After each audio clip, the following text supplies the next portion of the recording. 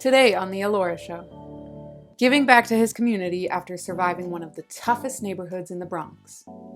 It's probably the only reason why I'm alive today. So, And making it as a super producer after being exploited and robbed of his royalties. Did he work on it with you at all or no? no way. Yeah, and I remember that being such a hurtful, frustrating moment. Making it big and giving back despite the odds. And how you can actually save someone's life this week for free. And a moment that stopped our show. I maybe need allergies. I feel a little dizzy. Coming up next.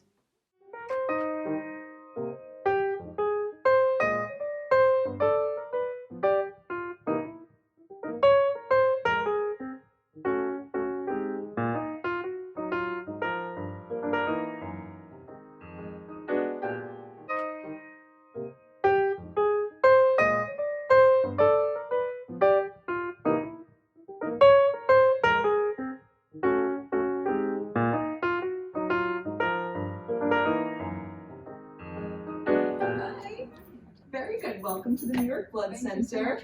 We're so excited to have you. So I hear you'll be donating whole blood today? And this is your first time? Very nice. Hi, I'm Andrea Cefarelli, Senior Vice President of Corporate Communications and Public Affairs. Thank you so much for having me. So today we are at the New York Blood Center, and we're in the heart of Manhattan. Yes. And I'm so glad to be here. Thank you for having me. Thank you for donating I just today. finished donating, guys. And so I just want to chat with you something that was really important to me. So today our episode is all about the willingness to give back. And it's very important. I think people have a hard time thinking of ways to give back that are not financial. And so donating blood was my first instinct. A lot of people can donate blood who maybe don't. And I think that a part of that is people are not sure about the process. Maybe they're a little bit nervous. I was a little bit nervous, but it was fine. It was very easy. It was very quick. You guys were wonderful and really take care of the people who are doing it. So I just want to kind of hear from you. First, maybe just tell us, what's the process? Like when somebody comes to donate, or even before that, how do they come? How do they have to sign up, make an appointment when they come in, things like that? Sure. So first of all, you were a rock star today. You were the model first-time donor. So giving blood is easier than you think. Ideally, you make an appointment, but we do allow walk-ins in most of our donor centers, like where we are today, or our community blood drives. You need to eat well, be well hydrated, and salty snacks are good for you before you give blood. They make sure you're well hydrated. When you come in to donate, plan on spending an hour. The act of giving blood is only 5 to 11 minutes, but the whole process is about an hour.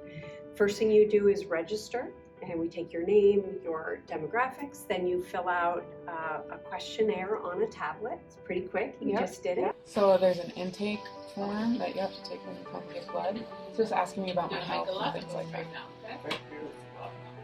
Is this the first time I'm giving blood?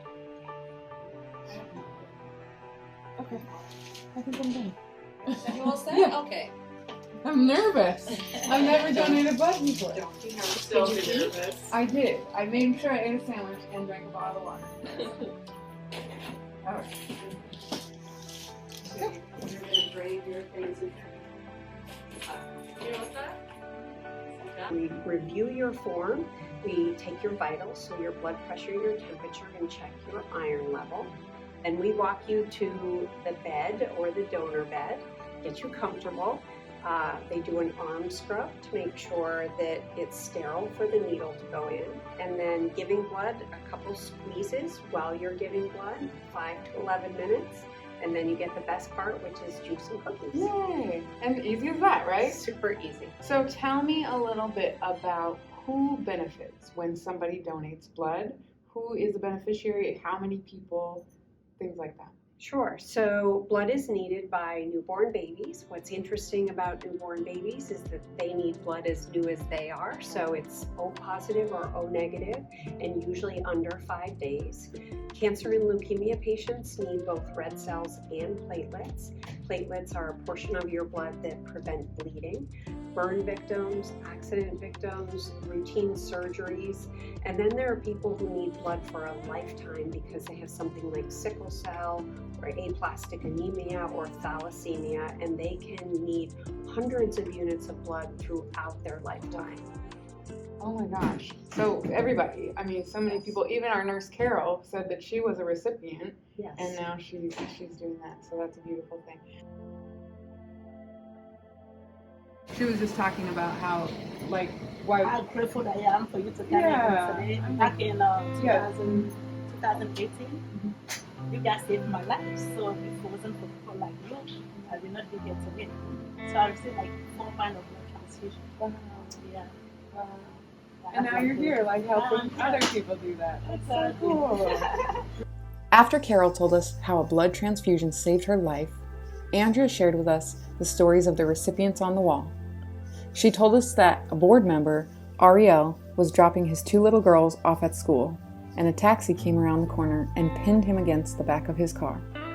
Ariel Fishman lost both his legs, and blood from donors saved his life. Emily was hit by a drunk driver in City Island, and she needed 138 units of blood to save her life. How many is this? That's one. To 138 people. Yeah. So your body holds 8 to 10. That's how much you was hemorrhaging. So I think a common misconception people have is that they are not eligible. So can you tell us who is eligible to donate blood? Sure. So statistically, they say about 65% of us are eligible to give blood. So you must be in good health. You can't have a cold or a flu. You have to weigh, if you're a female, generally at least 110 pounds. Okay. You can donate up to your 75th birthday and even after your 75th birthday with a doctor's note. So really can donate your whole life. You can donate 5 or 6 times per year. Okay. And then common misconceptions. I can't give blood, I'm anemic. Well, your iron level can vary through your life, so the best thing is to come in and see if you truly are anemic. Can't give blood, I had a tattoo. Well, those criteria have changed. It used to be a minimum of a 1-year wait, and now it can be no wait or at most 3 months. Some travel can prevent you. So when you get a tattoo, you can go and donate blood sometimes that day. Yes, so states that license their tattoo establishments, you can donate right away, and those that don't, worst case is 3 months. Wow. Yeah. Okay. I think that's a big common one, right? Absolutely. Yeah. Okay. And keep going. So some travel, but we're looking for malaria locations where you might bring back malaria. So at worst case, several months or 1 year wait. But most people can give blood. Another common misconception is I take medications. I couldn't possibly donate. But it depends on the medication, and lots of medications are fine. Oh. So the best thing to do is ask. Oh, okay. So even if you're on medication, it doesn't Necessarily Mean you're mean not. that you can't donate. Interesting. Is there a way for people to find out if they're eligible, or do they have to come in order to find out if they're eligible? So a lot is on our website at nybc.org. Okay. We also have an 800 number, 1-800-688-0900, and you can call and have a conversation or just pop into a blood drive and ask a question. Okay, beautiful. So we're talking about the willingness to give back. And I've heard so many stories already today about how many people either give blood because somebody needed that blood that they know or they love. They were a recipient, now they want to do that. So what do you think people need to know about having that willingness? Because I know for myself, not giving blood had to do with being nervous and not understanding the process.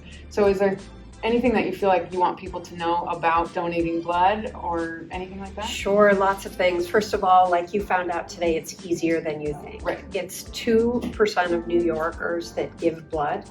Nationwide, between 4 or 5%. So very few people give blood. Oh my And the goodness. pandemic devastated the foundation on which we supply blood to patients in hospitals. for some obvious and not so obvious reasons. The first is, our community shut down. And so blood drives that were happening at churches, places of work, didn't happen. But we're 3.5 years after the pandemic, and we have lost 50% of our youth donors. So kids used to be able to donate, get out of chemistry or physics and donate with their friends and skip half the day having juice and cookies. And now the high schools are not running as many blood drives. Same with colleges. So it's especially needed, and it has to be convenient. So if you can't donate for some reason, think about hosting a blood drive. We help you every step of the way. Or if you do want to donate, grab your best girlfriends or guy friends and do it together and make it a thing. Yeah, a thing. Yeah, fun. Oh, that's cool. That's a neat concept. I really like that. So for giving blood, is there anything that, like, in your perfect world, right? What improvements could we make in terms of giving more blood or getting the word out more? What do you think? I think people wait for a blood emergency, and we we've been around for 60 years meeting the needs of the community. We're very proud of that history. We don't like to say that we have a blood shortage. And so if the blood donors that we have right now just donated 2 times a year, and you can donate 6, then there would never be a blood shortage. Or if more youth donors made it a pattern. So from our side, we want to make it more convenient. Everyone knows that there's their favorite coffee shop on every corner. We know that donor centers have to be visible and have to be convenient, and they have to be vibrant in a place that you want to come hang out. So we have a new donor center in Brooklyn that is all of that. We just opened it last October. Yay. And that's kind of the future, to make it a destination and not feel clinical, and make it seem as easy as it really is. Okay, beautiful, awesome. The first part is the part that makes you nervous, where you're like, which is why it was so important to me to do this, even though I was really nervous, because I think that's what stops people, is that they don't, so many people can give blood that don't. And it can feel intimidating as a process, like, I don't know, or, whatever. So, but super simple, like you guys said.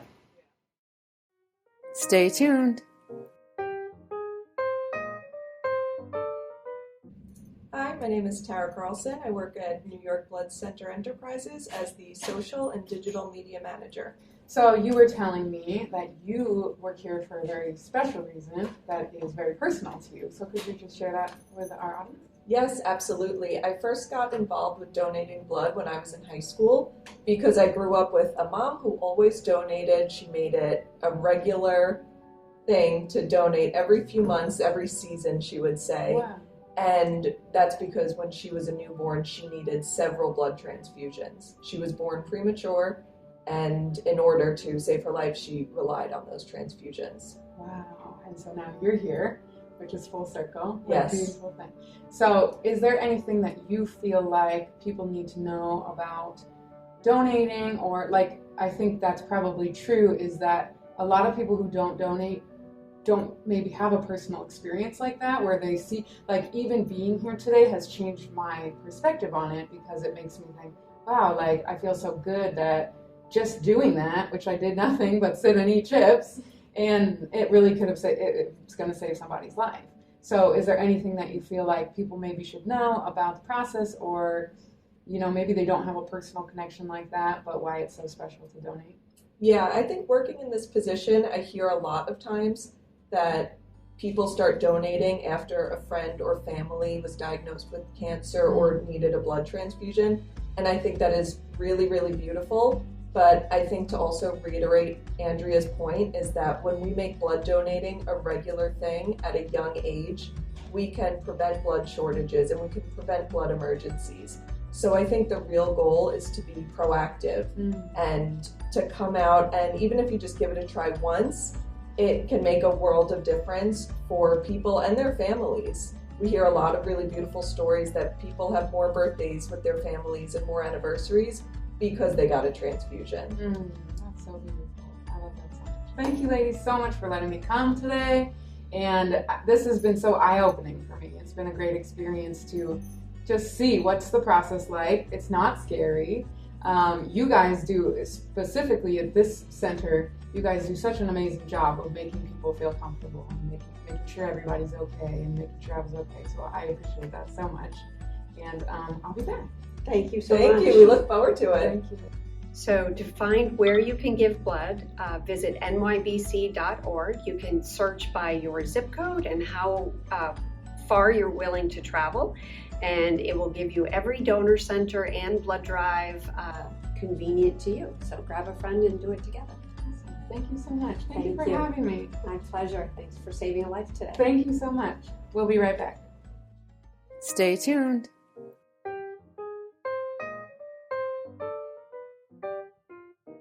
What up? It's the King Amadeus, Big Bronx Energy. We home right now live at the Morrisanian Library where I grew up at 169th Street, Washington Avenue. I am a multi-platinum bad boy hip-hop producer.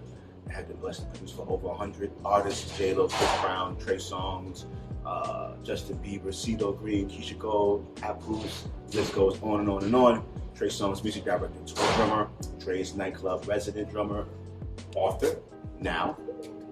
My new book, The Story of Amadeus and the Beat Goes On, which is why we're here today. And I'm happy to be here. I'm super proud of it. We go way back. We've known each other for a long time. Musically, she's done amazing things, and I'm just grateful to be here to sit alone. I know, it's full circle, right? Yeah, absolutely. I know. First, I want to talk about your backstory. I know you're from the Bronx. Are you from this block? Yeah. Wow. Literally down the street. Okay. Yeah, we're on 169th Street. I'm from Washington Avenue, which is like down the hill. You're like the library right now. Yeah.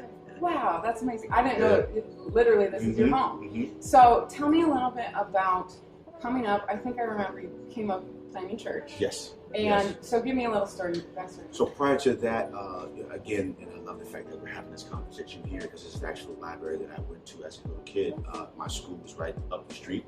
It was St. Augustine School of the Arts. So it was there that I picked up the drumsticks. I sang for the first time, but I'm meaning more so from a learning aspect, like actually learning from a teacher, a music teacher. Because as you know, when you look at the book, little baby on here, and inside I'm on a little drum Smurf set. I mean, drum Smurf set, a Smurf drum set. Yeah. So I really, 4th grade, right down the street is when it happened. We had to learn a musical instrument. I chose drums.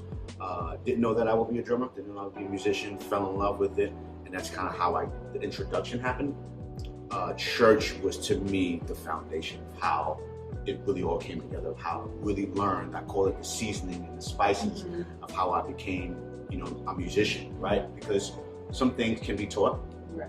and some things are just in you, right? And it just takes the right people and the right surroundings and the right atmosphere to bring those things out. And that's definitely what the church did for me. Everything was a feeling. Like I said, church really played an important part. My community really played an important part, being from the Bronx, the birthplace of hip hop. So just imagine what I was surrounded by, both positive and negative. I was just able to take the positive and even the negative that existed and turn it into a positive. And that's why I feel like I chose music and music chose me. And I just never let it go. I feel like it's probably the only reason why I'm alive today. So it's that real. Wow. Bronx is kind of a dangerous place to be from. Very. Yeah. So when you say it saved your life, like it you probably had a decision to go one way or the other. Absolutely. And music did that for you. Absolutely. My parents didn't play no games. I went to Catholic school all my life. Hated that because I had to dress up every single day. I couldn't be flying, wear what I wanted to wear on a day-to-day basis. So I had that, and it was like, look, whether you want to be great or not, or you want to be successful or not, it's not even a choice that you have. It's what you're going to be, and we're going to invest in you and push you and teach you the right and wrongs and spirituality.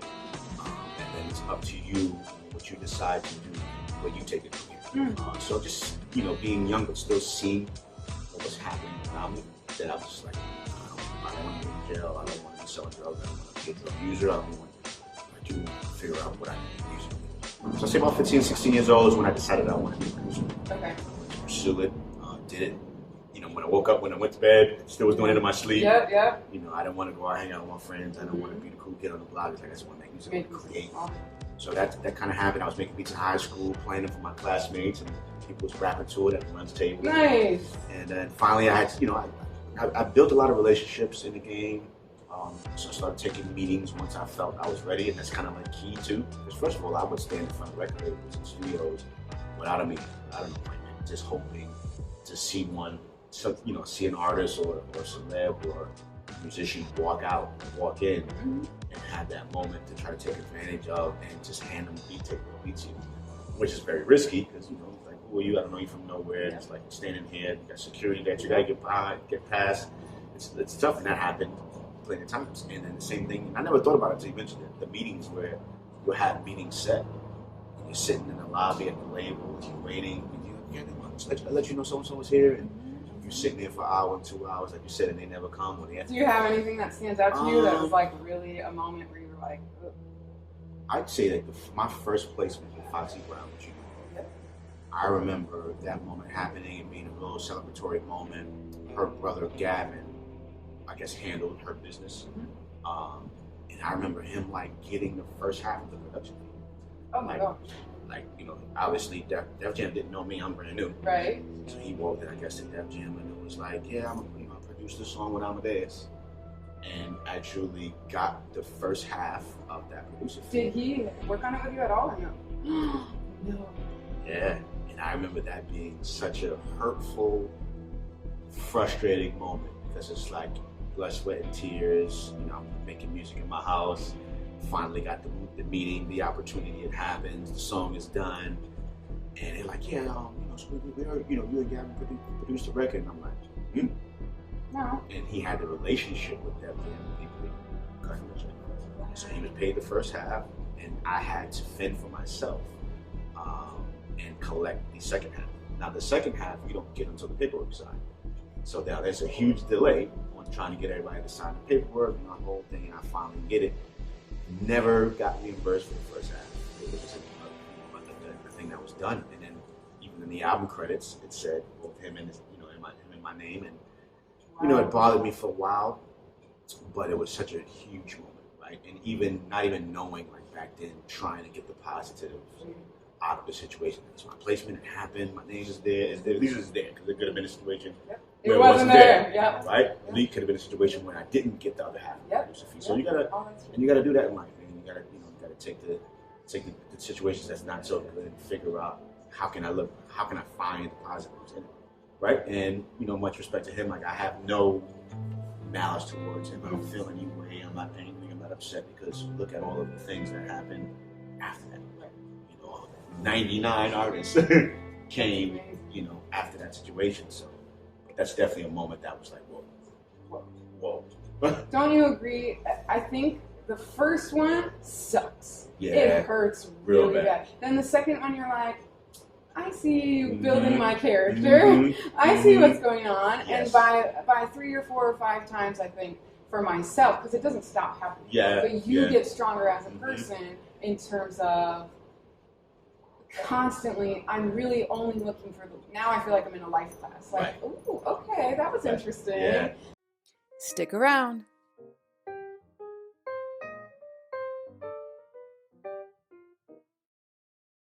Our episode is about the willingness to give back. And we're in your actual neighborhood, your actual library. Yes. And I know you're here with your book for the kids. Yes. You had all these adorable little kids wanting to high five you. So amazing. The feeling of like music being shared with the world, performing, and all of those things are phenomenal. It's amazing. It's a blessing. But it's just something about sitting full of young kings and young queens and see the innocence and like you said, the love and the hope and just the curiosity of like, wow, you really do. And look at all these people, that's cool. And it's like, I'm you. You step in and you're like, I'm you. And from where you're from, I've experienced what you've experienced, and I'm here for you. Sometimes that's all someone needs, is to know that someone believes in them, that someone is here and they're listening and they actually care. Right. Think about when you back to your childhood, you used to go to school, nobody came and had those conversations with us. Nobody.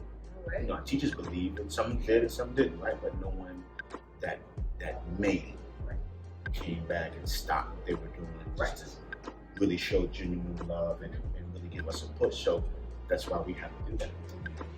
We can't continue. I call it the generational push. We can't continue in those footsteps. We got to make change. We got to make a difference. Something that is life changing. Like you said, you know what it feels like. It's hard to even express how amazing it feels for a child to just say, give me a hug or give me, you never know when the last time a child has ever, you don't know if their family members are hugging you or embracing them. That might be the only, respective touch they've had in months, years. You just never know. So it's a powerful thing. I love that you're doing that, and like this episode is all about giving back. Yes. So just maybe you can tell us, like, what does it mean to you? Like, why are you giving back to your community, and what does it mean to you? Just remembering what I experienced, what I've seen through my eyes, through my lens, and what it took for me to push to become who I am today. As a musician, as an artist, it's tough. And I think the only reason why I'm here to be able to do so is because of my raising, my parents, what they instilled in me from a spiritual sense. And again, not everyone is getting that. Right. Most are not. Right. So what I was able to do and take and pull from to use towards pursuing this music thing, not sure if they get it. And it's like I just want to make a difference. I want to come back, especially home. We do it everywhere, but something special about home. Come home. It's like I walk in the same streets, the same halls, the same bus, the same building. When you live in that building, I'm across the street. You live in this floor, in that apartment, right? That's why I did it here, where we did a book reading today for the kids from the school that I attended when I was young, and to just share that with them. I'm like, no, I went to it was a different name, but I went to your school, and they're like, I went to this library when I was your age. And wow, I live down the street. It's like it's home, so it connects differently. Yes, that connection. So that's why there's something about time, something about sitting directly in front of them and having a conversation. The whole idea of giving back, I think, especially with music, we don't see the people always who are in. Like, this is so beautiful because you get to see their faces, and you get to touch, give them a high five. And but in general, I feel like with music, we maybe never know the impact that it has on somebody. I love you so much. Thank you so much for being here. Can you just tell our viewers where they can find you, where they can find your book? Sure. The book. Sure. Well, first off, I'm proud of you. You've come, such a long way since we first met. Just to see all of the amazing things that you do is a blessing. You've always been loving. You've always been kind. You've always had respect for others and yourself, most importantly. You always carried yourself as the queen that you are. Continue to do that. It's not always the easy route. It's a much longer route. But you're building a legacy. I just had to give her roses. She deserves her flowers and roses. She sat here and talked about me, but we have to celebrate this queen as well. So it can be my website is www.iamkingamadeus.com. Again, www.iamkingamadeus.com, where you can order a copy of the story of Amadeus as it goes on. I am signing still to this day all of the copies, so it comes directly from me. No middleman, 100% independent. The books are at the house. The envelopes are at the house. Nice. I write them out. I sign it. I drop them off at the post office. I just wanted to be a part of the whole process. At some point, it's going to become overwhelming, and I'm not going to be able to do it. So as long as I'm able to do it, I want people to know that it's coming directly from me. On Instagram, Amadeus PBM, AMADEUS PBM. So between Instagram and websites where you can reach me, Queen, thank you again. Thank you again for the support. It means the world to me. I hope you guys enjoyed the show. This is a great conversation. The Queen and myself, and a lot of gems. So take advantage of the gems. Just being a blessing to you. You heard King Amadeus, big Bronx energy. We in the hood. We in the Bronx. Thank you so much for being here.